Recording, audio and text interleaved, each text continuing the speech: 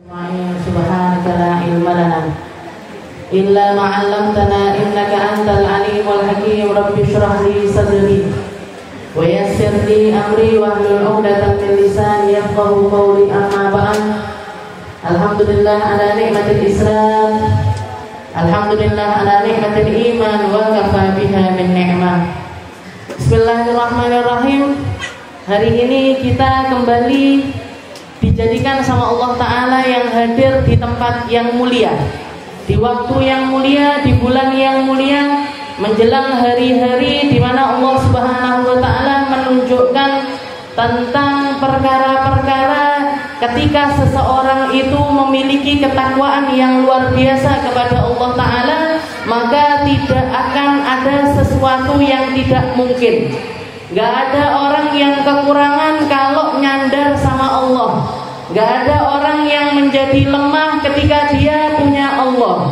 Gak ada orang yang akan berputus asa ketika dia yakin bahwasanya seluruh hidupnya ini milik Allah, dan Allah akan selalu memberikan yang terbaik untuk kita. Allah Ta'ala akan perhatian sama hamba-hamba yang bertakwa. Allah Ta'ala akan menjaga mereka-mereka yang di dalam hatinya punya iman, di dalam hatinya punya keindahan, di dalam hatinya punya hubungan yang baik dengan Allah Subhanahu wa Ta'ala, dan tersambung dengan manusia-manusia pilihannya Allah Subhanahu wa Ta'ala. Kita ada di penghujung bulan Dzulqa'dah. Sebentar lagi akan masuk ke satu bulan yang dinamakan bulan Dzulhijjah. Masuk ke bulan Dzulhijjah, Allah Subhanahu wa Ta'ala mengatakan di dalam Al-Quran, wal fajri walayalin ashr, demi waktu fajar dan demi malam-malam yang 10. Sebagian ulama menafsirkan malam yang 10 ini adalah malam 10 terakhir dari bulan Ramadan, tapi sebagian lagi mengatakan tidak. 10 malam yang dimaksud oleh Allah Ta'ala yang sampai menjadi sumpahnya Allah adalah malam-malam pertama dari bulan Dzulhijjah. Tak mulai dari malam 1, mulai 2, sampai puncaknya adalah malam hari raya Idul Adha. Itu adalah malam-malam yang mulia. Itu adalah malam-malam yang istimewa, malam-malam yang setiap apapun yang kita lakukan di malam-malam tersebut akan dilipat gandakan pahalanya oleh Allah Subhanahu wa Ta'ala. Wal fajri walayalin ashr. Dan di hari-hari itu juga, bukan cuma malamnya yang istimewa, siangnya juga istimewa, hari-harinya juga istimewa, karena di hari-hari tersebutlah Allah Subhanahu wa Ta'ala memberikan ujian kepada Nabi Allah Ibrahim, kepada Nabi Allah Ismail, juga kepada istrinya Siti Hajar, dengan berbagai macam hal, dengan berbagai macam ujian, dengan berbagai macam cobaan untuk menunjukkan tentang ketakwaan mereka. Di hari-hari tersebutlah Nabi Allah Ibrahim banyak mimpi, dapat perintah dari Allah Ta'ala untuk nyembelih putra yang sangat disayang oleh beliau, dan dengan penantian yang luar biasa panjang. Nabi Allah Ibrahim dapat karunia putra. Nabi Ismail ini kan nunggunya lama. Ketika beliau nikah sama Sayyidah Sarah, nggak dapat anak, nggak dapat putra. Akhirnya beliau nikah lagi dengan seorang perempuan solihah lainnya, yaitu yang namanya Siti Hajar. Dilalah langsung dapat anak. Ternyata langsung dapat putra. Tapi nggak lama, usianya Nabi Ismail belum sampai 10 tahun, sama Allah Ta'ala suruh nyembelih, suruh gorok lehernya, Bu, suruh bunuh bapaknya yang disuruh bunuh putranya tersebut. Ini kalau kira-kira yang disuruh niku suaminya jenengan. Ini kira-kira yang kalau yang disuruh itu bapaknya kita, dilakoni napa mboten? Ya pastinya enggak, nggih. Karena suami kita bukan nabi, nggih. Ayah kita juga bukan rasul, nggih. Lek dapet bisikan-bisikan kayak gitu, kayaknya yang bisikin bukan malaikat tapi yang bisikin kok serentak nih. Tahu luar dalamnya kayaknya. Tahu kebiasaannya dan lain sebagainya. Nah, ini Nabi Allah Ibrahim, seorang nabi, seorang rasul yang mulia di sisi Allah Ta'ala. Maka wahyu apapun yang datang kepada beliau sudah pasti kebenaran. Di situ datang ujian seorang bapak. Gimana ta'alluqnya ini dicabut sama Allah Ta'ala. Kamu boleh cinta sama anakmu, kamu boleh sayang sama putramu, kamu boleh sayang dengan mereka-mereka yang menjadi keturunanmu, tapi jangan sampai sayangmu, cintamu melebihi cintamu kepada Allah Subhanahu wa Ta'ala. Jangan sampai kamu memanjakan mereka. Jangan sampai kamu lupa kalau mereka adalah hamba-hamba Allah yang memang seharusnya dididik, diamanati, ditumbuh kembangkan sesuai dengan perintahnya Allah Subhanahu wa Ta'ala. Kasih mereka cinta seperti kamu punya cinta. Kasih mereka takwa sebagaimana kamu punya takwa. Kasih mereka takut kepada Allah Ta'ala sebagaimana kamu punya ketakutan kepada Allah Subhanahu wa Ta'ala. Tapi memang Nabi Ismail ini juga putra yang istimewa. Dididik sama seorang ibu yang istimewa. Dididik sama seorang ibu yang istimewa, yang ketika ditinggalkan sama Nabi Ibrahim di tempat yang di situ nggak ada apapun sama sekali, rumah nggak ada, tetangga nggak ada, nggak dibikinkan tenda, makanan cuman sekedarnya, minuman cuman sekedarnya, ditinggal perung sama Nabi Allah Ibrahim. Ketika nanya Sayyidah Siti Hajar ketika nanya kepada Nabi Ibrahim, apakah ini perintah dari Allah Ta'ala? Maka Nabi Ibrahim mengatakan, ya, ini adalah perintahnya Allah untuk aku meninggalkan kamu di tempat yang semacam ini. Maka kata Siti Hajar, selama itu perintahnya Allah, maka Allah Ta'ala yang akan mengatur segalanya. Allah Ta'ala yang akan nanggung segala sesuatu yang akan terjadi kepada diriku serta putraku. Cerita yang sangat terkenal, Bu. Akhirnya ditinggalkan di situ, kehabisan makanan, kehabisan minuman. Akhirnya beliau melihat perkara-perkara yang biasanya terlihat bagi orang-orang yang istilahnya yang saking capeknya, atau yang kita sebut dengan nama fata morgana. Orang kalau haus luar biasa, sembarang ketok koyok banyu, Bu. Nggih napa mboten? Ngelihat gorden, koyok banyu ya. Nggih, ngelihat ini kayak air, semua kelihatan kayak air. Beliau pun juga ngelihat seperti itu. Kayaknya di bukit sofa ada air. Naik, nggih, naik ke atas bukit sofa. Bukit sofanya enggak kayak zaman sekarang, tekelan, nggih, keramikan, sudah dipapras, istilahnya sudah gampang untuk dinaiki. Naik ke atas gunung, nggih, naik ke atas gunung, putranya ditinggalkan.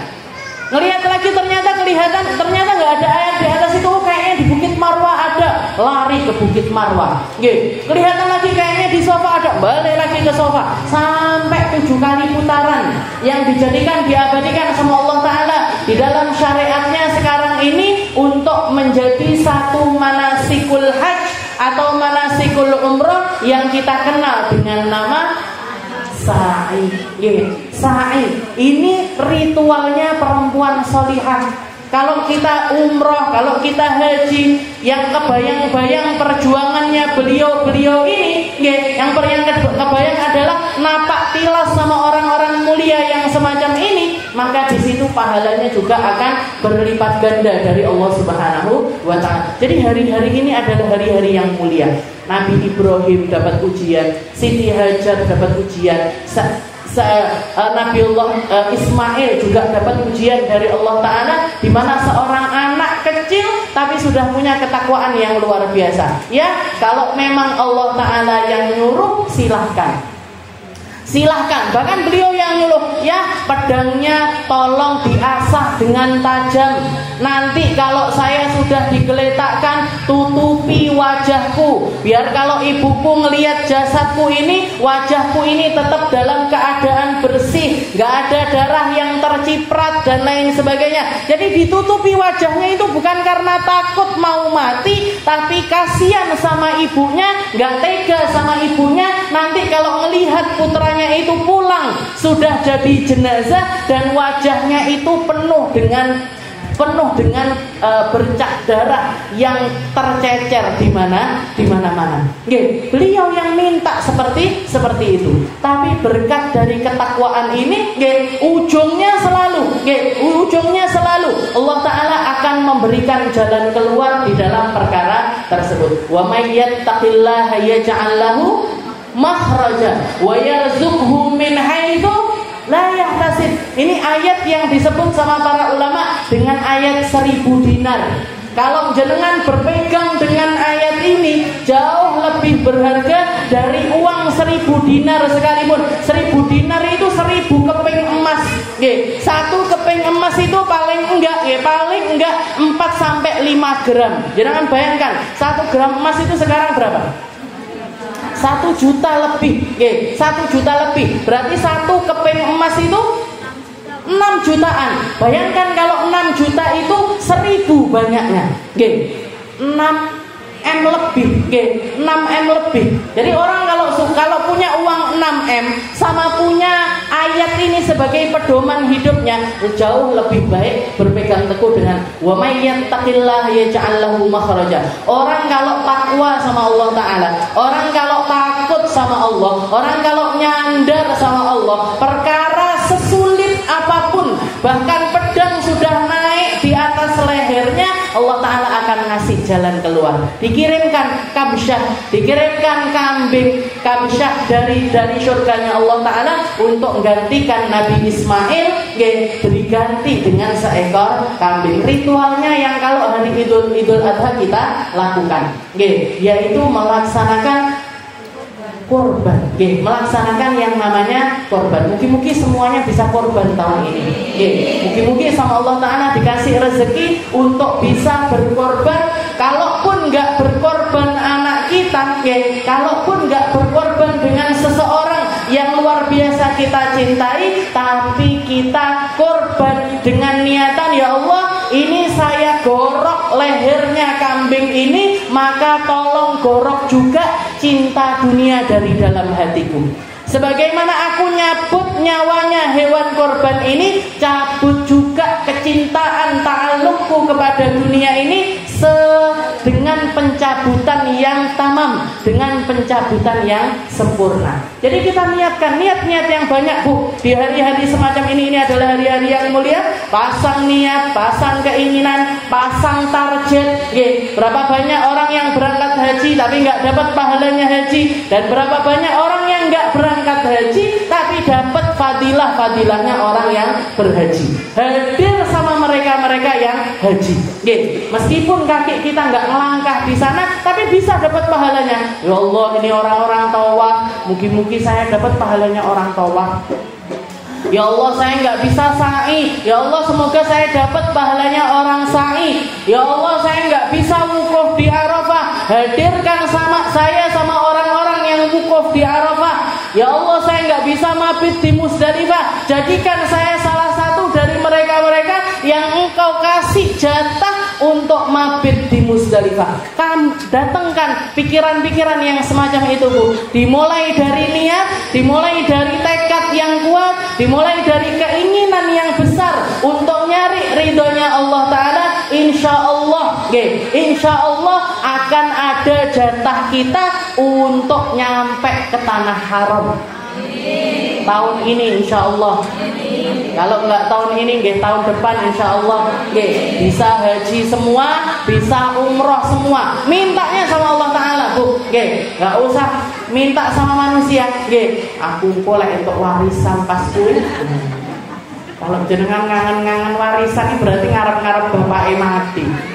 Ngarep-ngarep ibuke mati. Nggih. Sambil wa may yattaqillah yaj'al lahu makhraja. Orang kalau punya ketakwaan sama Allah taala dikasih jalan. Nggih, dikasih jalan keluar untuk dapat perkara-perkara yang besar. Saya mau cerita sedikit, ada satu teman saya, ya teman dekat saya sendiri, dia itu sumpah luar biasa. Dia ini seorang ustadzah juga, di salah satu pesantren besar di Jawa Timur. Punya keinginan kuat sekali, pengen banget umroh, sebagai penghibur diri karena banyaknya masalah di pesantren ini itu dan lain. Pokoknya pengen umroh ya Allah, tapi nggak duit bu, tapi nggak punya uang. Dengar kakaknya dapat bonus dari tempat kerjanya sekian juta, kak tak sini bisik, Sujokno punya kakak baik, dipinjemi, punya teman, punya teman dekat, saya pinjam uang dong 10 juta, buat apa? Buat umroh, nggak dipinjemi 10 juta, dipinjemi 5 juta, ngumpul, akhirnya kekumpul, nyari visa sendiri, nyari tiket sendiri, nyari hotel sendiri, nggak pakai travel, kalau pakai travel nanti mahal. Kalau pakai travel nanti harganya istilahnya bisa seperti itulah istilah. Jadi dia mengusahakan mandiri. Alhamdulillahnya bisa bahasa Arab. Jadi ngerti. Oh ini gini, ini caranya ini gini. Berangkat akhirnya bu. Berangkat full pakai uang utangan. Bayangkan. Berangkat ini full pakai uang utangan. Tapi dia di sana, terus kamu di sana itu gimana? Buat hari-harimu, buat makan, minum dan lain sebagainya, buat pergi ke Tanim, buat umrah, semuanya kan butuh biaya. Mau ke Tanim harus naik mobil, mau ke Taif juga harus pakai mobil. Ini nyewa, semuanya nyewa. Maka dia bilang, aku di sana sambil jualan real. Jadi nyari duit di sana, nyari duit sambil jualan real. Jadi dari orang-orang ini dijual ke orang-orang Indonesia yang dia kenal. Sambil buka jasa umroh badal. Jadi dia siarkan yang mau tak umrohkan, bayar sekian, 1 juta atau 1,5 juta, nanti dapat sertifikat umroh dan juga air zam-zam 1 galon. Jadi dia buka itu. Dari usahanya yang semacam ini bu, berangkat pakai uang utangan, pulang utangnya lunas semuanya. Bahkan masih sisa banyak. Ini orang kalau punya himmah. Saya sampai bilang gini, kamu umroh modalnya nekat. Iya. Saya pokoknya mek nyandar tok ambek Gusti Allah. Gusti Allah loh maha kaya. Allah Ta'ala loh istilahnya punya segalanya. Kenapa kita nggak minta sama Allah Ta'ala? Kalau orang punya takwa bakalan dapat jalan keluarnya bu. Lek kita pengennya serius, benar-benar kepingin, pasti dikasih langkah untuk nyampe ke tanah haram. Mungkin-mungkin kita semuanya. Jadi seperti itu, perkara-perkara hari-hari ini adalah hari-hari yang mulia. Jadi jenengan hadirkan, biar bisa hadir bersama dengan mereka-mereka yang dihadirkan di tempat tersebut oleh Allah Subhanahu wa Ta'ala. Karena bahkan nggak semuanya yang datang di tempat itu pun di Mekah ataupun di Madinah dapat fadilahnya orang yang berhaji. Berapa banyak orang yang pulang dari haji cuman dapat titel H di depannya. Tapi nggak ada mabrurnya. Kalau dulu sebelum haji, senengane maksiat, mulai kaji, yo panggahai. Kalau dulu sebelum haji kelakuannya nggak benar, pulang haji ya tetap aja jadi orang yang seperti itu. Ini berarti nopo sing salah? Sing salah dianya sendiri. Pasti ada yang salah dari hajinya. Allah Ta'ala mengatakan di dalam Al-Quran, wa man farada fihinnal hajj fala rafatha wala fusuqa wala jidala fil hajj. Orang kalau mau hajinya mabrur, katanya Allah Ta'ala, mereka-mereka yang sudah niat ihram wajib haji, maka yang paling harus dihindari la rafatha. Jangan melakukan perkara yang keji, jangan ngomong kotor, la rafatha fiha wala fusuqa, jangan melakukan perkara-perkara yang melanggar aturannya Allah, wala jidala fil hajj, jangan tukaran ketika haji. Saya melihat sendiri ketika di tempat tawaf niku nggih, orang tukaran di depan Ka'bah. Tengkar di depan Ka'bah. Nggih, tengkar di depan Ka'bah. Ini imannya ini larinya kemana? Kok bisa sampai melakukan perkara yang seperti itu di tempat yang paling suci di seluruh dunia? Nggih, tempat yang paling suci di seluruh dunia. Nggih, berarti nopo? Ya sudah, haji bagi dia cuman sesuatu yang berapa banyak orang, teman istilahnya beberapa dari orang-orang yang berangkat umrah pun mengatakan, nggih, istilahnya banyak orang yang berhaji itu ataupun umrah tapi nggak kenal sama Rasulullah Shallallahu Alaihi Wasallam. Jadi orang ngajak ke Raudhah, yo nek Raudhah, tapi nggak kenal Rasulullah itu siapa, Rasulullah itu derajatnya bagaimana, manusia yang nggak punya, karena apa? Karena minimnya pengetahuannya dia tentang agama. Ya cuman orang kaya aja banyak duit, orang-orang umroh melok umroh, orang-orang berangkat ke Mekah ikut berangkat ke Mekah. Yang dulu sebelum berangkat pakaiannya buka-bukaan, pulang ya nggak buka-bukaan. Berarti memang nggak ada asarnya sama sekali. Umrahnya nggak ada asarnya, nggak ada bekasnya. Hajinya juga nggak ada bekasnya. Naudzubillahi min dzalik. Naudzubillahi min dzalik. Jangan sampai kita dekat sama sesuatu yang baik, tapi hati kita nggak dekat. Jangan sampai kita jauh dari sesuatu yang baik, tapi hati kita juga ikut jauh. Jadi yang didekatkan hati kita, yang didekatkan adalah iman kita, yang kita dekatkan adalah ruh kita. Kita lanjutkan pembahasan kita masih di dalam kitab Aqidatul Awam. Ben katam Bu kalau ngobrol hal-hal yang lainnya nanti tidak katam. Ini kitab enggak besar, tipis Mungkin bisa hataman nanti. Qala al-mu'allif rahimahullahu ta'ala wa nafa'ana bi ulumihi fid dharain amin. Wa ba'du fa'lam bi wujubil ma'rifah wajibin lillahi 20 sifat. Wallahu mawjudun qadimun baqi mukhalifun lil khalqi bil itlaqi wa qa'imun ghani wa wahidun wahid qadir muridun alimun bi kulli syai'. Kita masih ada di dalam bab yang bahas tentang sifat-sifatnya Allah Ta'ala yang 20. Orang Jawa bilangnya sifat 20. Orang kalau punya pegangan sifat 20, insya Allah ketakwaannya terjaga, insya Allah akidahnya nggak melenceng, insya Allah apa yang jadi keyakinannya ini akan nyampaikan dirinya kepada ma'rifatullah.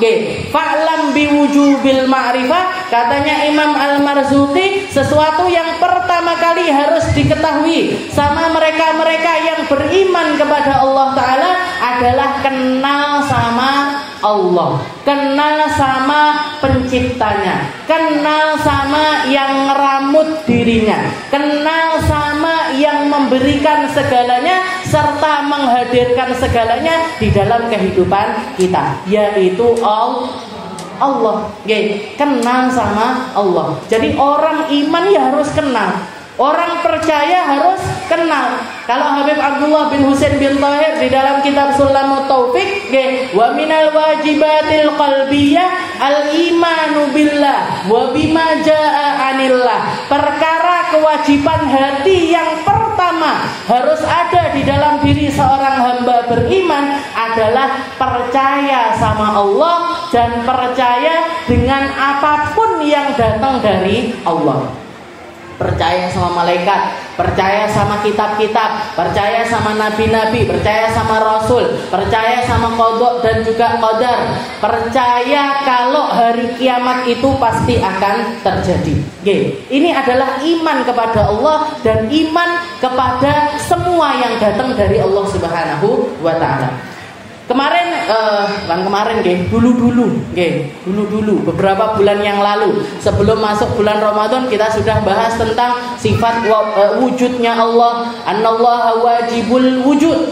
Allah Ta'ala itu satu-satunya zat yang wajib adanya. Kalau kita ini ada tapi enggak wajib ada. Dunia ini ada, tapi enggak wajib ada. Langit bumi ini ada, tapi enggak wajib ada. Bahkan Rasul, Nabi, kitab, malaikat, semuanya ada, tapi tidak wajib ada. Yang wajib ada apa? Allah.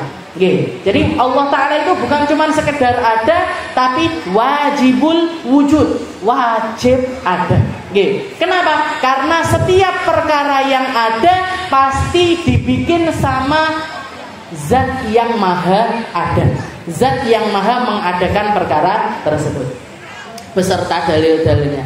Setelah itu kita juga sudah bahas tentang sifatnya Allah Ta'ala yang qidam, wal awal, wal akhir, wal zahir, wal batin, wa huwa bikulli syai'in qadir. Allah Ta'ala yang maha awal. Kalau Allah Ta'ala menciptakan sesuatu, berarti Allah Ta'ala harus ada sebelum sesuatu tersebut. Jadi Allah Ta'ala itu punya sifat dahulu. Dahulu sebelum adanya sesuatu, Allah Ta'ala sudah ada. Allah Ta'ala sudah ada. Dan setelah berakhirnya segala sesuatu, Allah Ta'ala juga selalu ada. Setelah itu yang mau kita bahas adalah perkara yang ketiga, sifatnya Allah Ta'ala yang ketiga, yaitu al-baqa. Baqa ini artinya adalah kekal, lawannya adalah fana. Kalau Allah Ta'ala mengatakan di dalam Al-Quran, kullu man 'alaiha fan wa yabqa wajhu rabbika dzul jalali wal ikram. Semua yang ada di alam semesta ini adalah fana. Fana itu apa? Fana itu ada awalnya, ada akhirnya. Fana itu berubah. Fana itu selalu berubah. Kayak misalkan kita dulu masih kecil, lahir kecil, imut-imut, lucu. Nggak usah katek skincare, kulitnya ya halus. Nama badan. Habis itu numbuh jadi anak-anak, numbuh lagi jadi remaja, numbuh lagi jadi dewasa, numbuh lagi jadi orang tua, numbuh lagi jadi orang yang renta. Selalu berubah. Ini sifatnya perkara yang fana ini seperti ini. Jenengan bangun rumah pertama api, CT api, pagere api, lampunya api. Lama-lama setahun kemudian ngelupas sana, ngelupas sini, bocor di sana, bocor di sini. Itu sifatnya dunia itu seperti itu. Selalu berubah, selalu berubah, nggak pernah kekal, nggak pernah kekal. Katanya Allah Ta'ala, kullu man 'alaiha fan. Semua yang diciptakan sama Allah Ta'ala ini fana. Semuanya itu ada masa tenggangnya, semuanya itu ada akhirnya. Wa yabqa wajhu rabbika dzul jalali wal ikram. Yang tetap, yang kekal, yang enggak pernah berubah hanya Allah Subhanahu wa Ta'ala. Cuman Allah Subhanahu wa Ta'ala. Makanya dulu saya ingat tahun mungkin sekitar tahun 2006, 2007 saya masih sekolah usia SMA. Waktu itu saya masih SMA. Saya alhamdulillahnya di pesantren. Jadi nggak ngerti hebohnya orang-orang yang ada di luaran sana. Ada satu orang yang bikin kehebohan, ada satu orang yang bikin satu buku kontroversial. Jadi bukunya itu isinya perkara-perkara yang sangat merusak akidah. Pertama yang saya tahu judulnya itu ternyata Adam dilahirkan. Heboh. Tapi kalau heboh itu mesti laku banyak dia. Laku keras bukunya. Bikin lagi satu buku lagi judulnya nggak kalah heboh. Ternyata surga tidak kekal. Ternyata surga itu enggak kekal, neraka itu tidak kekal. Walhasil seperti itulah, dikasih judul-judul kontroversi yang semacam itu. Banyak orang terpengaruh.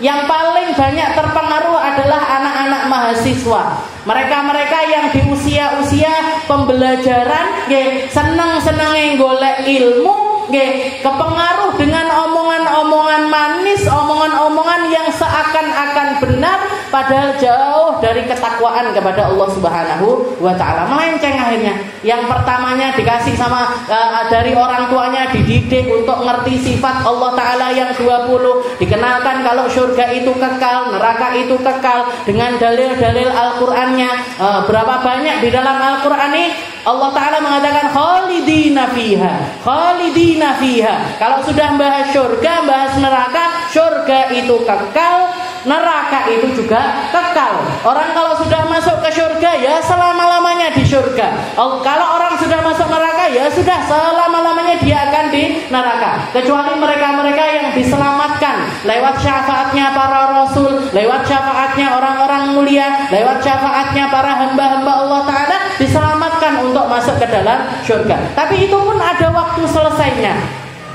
Kalau sudah full yang ada di neraka ini, orang-orang yang dimurkai dan akan dikekalkan sama Allah Ta'ala di neraka, ya sudah dia akan kekal di dalam neraka. Jadi kan seakan-akan beda. Katanya Allah Ta'ala mengatakan di dalam ayat, kullu man 'alaiha fan.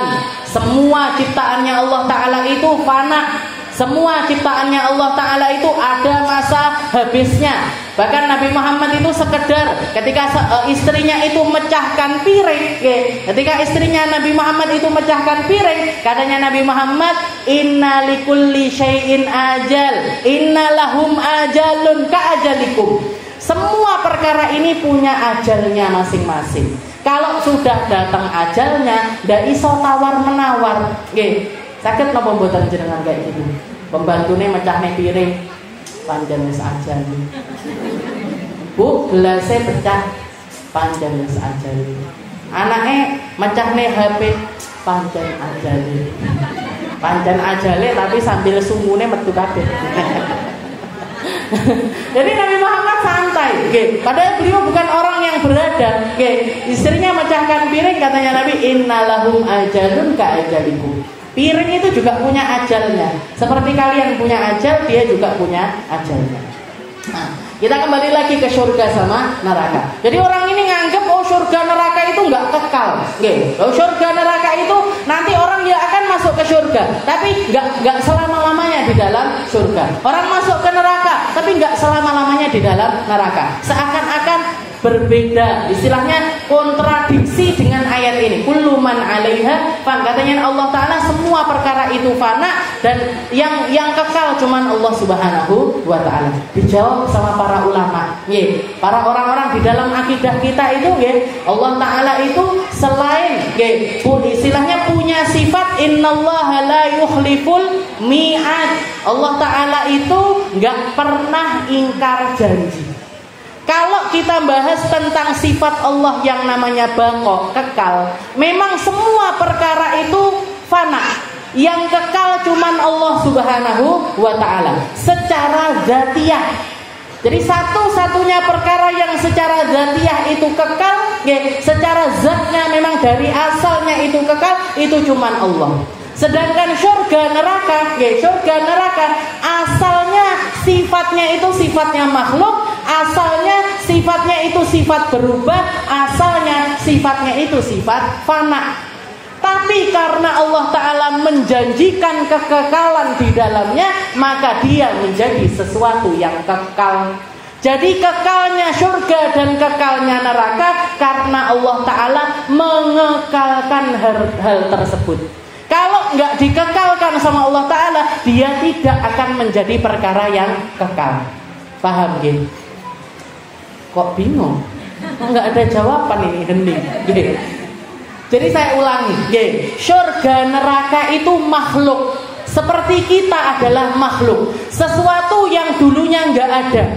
Setelah itu diadakan sama Allah Ta'ala, diadakan sama Allah Ta'ala, punya sifatnya makhluk. Sifatnya makhluk ini gimana? Ya berubah, ya ada sesuatu yang berbeda, ada sesuatu yang akan terjadi, punya ajal, punya waktu akhir. Sebagaimana dia punya waktu awal, dia juga akan punya waktu akhir. Tapi karena Allah Ta'ala menjanjikan di dalam Al-Quran, di dalam hadis-hadisnya Nabi Muhammad juga sering kali untuk disampaikan khalidina fiha. Orang kalau masuk surga, masuk neraka, dia akan kekal di dalamnya. Berarti apa?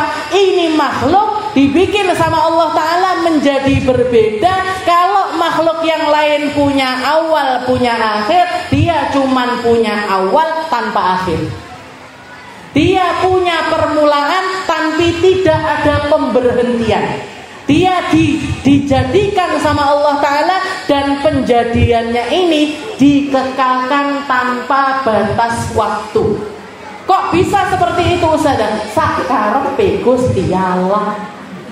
Allah Ta'ala nyiptakan kita, ngasih rezeki kita, dinumbuh kembangkan kita. Mau dimatikan terserah Allah, mau dikasih sakit terserah Allah. Makhluk ini diistimewakan dibandingkan makhluk yang lainnya juga terserah Allah. Jadi ketika Allah Ta'ala mengekalkan surga, mengekalkan neraka, ojo meri jenengan. Nggih, lah enak ya jadi surga, enak ya jadi neraka. Nggih, dibikin sama Allah Ta'ala enggak ada ajalnya, dibikin sama Allah Ta'ala enggak ada akhirnya, terserah Allah. Jadi sifat kekalnya surga, sifat kekalnya neraka bukan karena asalnya dia kekal, tapi dijanjikan sama Allah Ta'ala untuk kekal dan dibikin sama Allah Ta'ala untuk menjadi kekal. Dan itu terserah Allah. Sama halnya kayak kita manusia, sama halnya kayak kita manusia. Manusia ini kan ada yang dibikin sama Allah Ta'ala, mayoritas seperti semacam kita, seperti orang-orang yang semacam kita, nggak dapat wahyu, nggak pernah ketemu sama malaikat Jibril. Ada yang pernah ketemu malaikat Jibril? Wedi saya malah kalau jangan ketemu malaikat Jibril. Jadi nggak pernah ketemu malaikat Jibril, nggak pernah. Istilahnya kejadian perkara-perkara yang gaib itu nggak kelihatan di mata kasat kita, nggak kelihatan surga, nggak kelihatan neraka, nggak kelihatan. Tapi ada hamba-hamba yang dibikin sama Allah Ta'ala, dipilih untuk menjadi manusia-manusia yang lebih unggul dibandingkan manusia yang lainnya. Siapa mereka? Para nabi, para rasul, para wali-walinya Allah, para kekasih-kekasihnya Allah. Mereka dapat jatah ilmu lebih dibandingkan kita. Mereka dapat jatah ketakwaan lebih daripada kita. Mereka dapat jatah iman lebih dibandingkan kita. Dikasih sama Allah Ta'ala, dan itu juga terserah Allah. Innallaha astafa. Allah Ta'ala kalau mau milih seseorang, Allah Ta'ala kalau mau mengistimewakan seseorang, Allah Ta'ala akan mengistimewakannya dengan kemuliaan-kemuliaan terserah Allah. Saya pernah dapat cerita dari abah saya, wali yang ada di Surabaya nih, sinten? Sunan Ampel itu pernah ditantang sama salah seorang kolonial, istilahnya di zaman Belanda, yang nantang Sunan Ampel. Wahai Sunan, katanya kamu kekasihnya Allah, terserah kamu kalau minta apa-apa bakalan dikabulkan. Maka katanya Sunan Ampel ini cuma nunjukkan tangannya ke pohon aren, pohon arennya berubah jadi emas.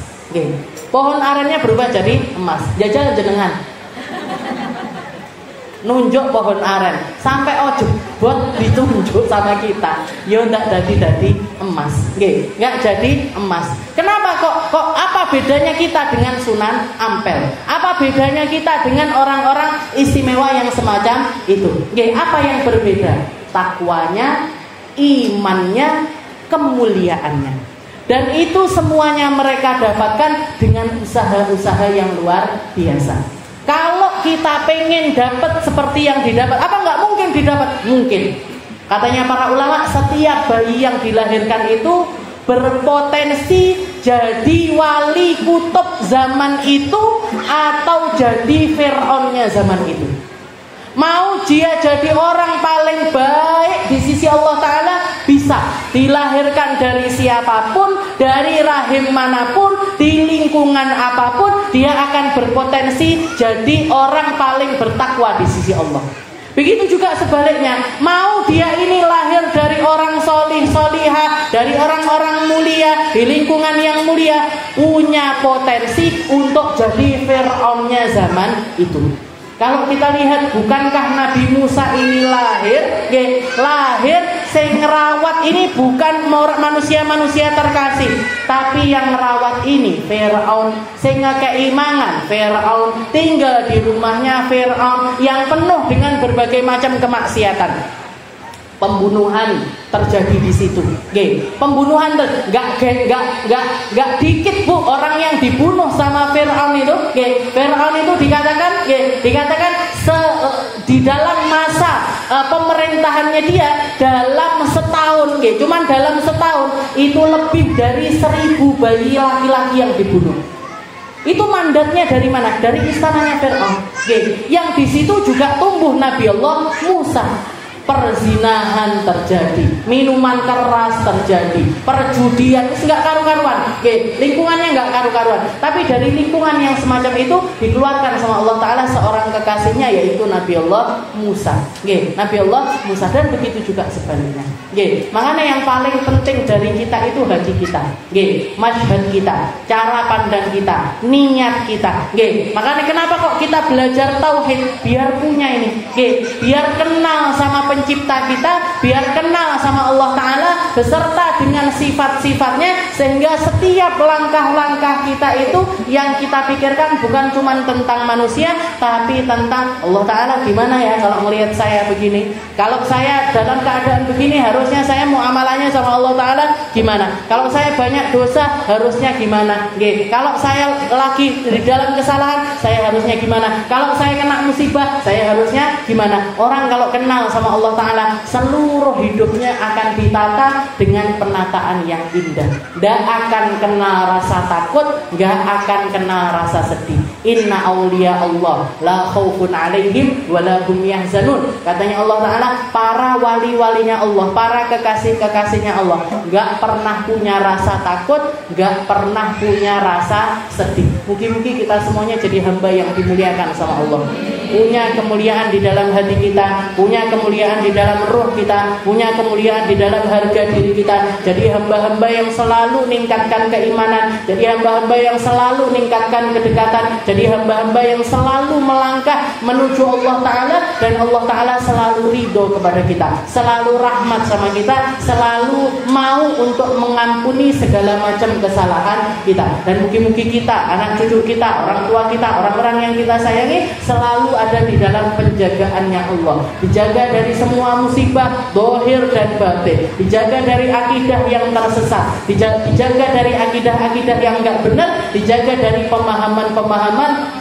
yang melenceng dari pemahamannya para nabi, para rasul, dari orang-orang yang mulia di sisi Allah Subhanahu wa Ta'ala. Dan semoga berkah dari bulan yang mau datang kepada kita, yaitu bulan Dzulhijjah, mungkin-mungkin kita masuk di dalam golongan mereka-mereka yang haji, masuk di dalam golongan mereka-mereka yang hadir untuk berhaji, masuk di dalam golongan mereka-mereka yang tawaf, sa'i, wukuf di Arafah, mabit di Muzdalifah, melempar jumrah, melakukan berbagai macam perkara-perkara yang menjadi manasikul hajj. Semoga kita, orang tua kita, keluarga kita, orang-orang yang kita sayangi, semuanya dihadirkan untuk menjadi orang-orang yang punya ikatan hatinya dengan tempat-tempat mulia, Makkah Al-Mukarramah, Madinatul Munawwarah, dan juga Masjidil Aqsa. Semoga kita, orang tua kita, semua orang yang kita sayangi dapat hidayah dan inayah untuk selalu menjadi hamba-hamba yang terpaut hatinya dengan manusia-manusia mulia, manusia-manusia pilihannya Allah Subhanahu wa Ta'ala. Ala hadhihi niyyah wa ala kulli niyatin salihah wa ila hadratin Nabi Muhammad sallallahu alaihi wasallam bisirril Fatihah.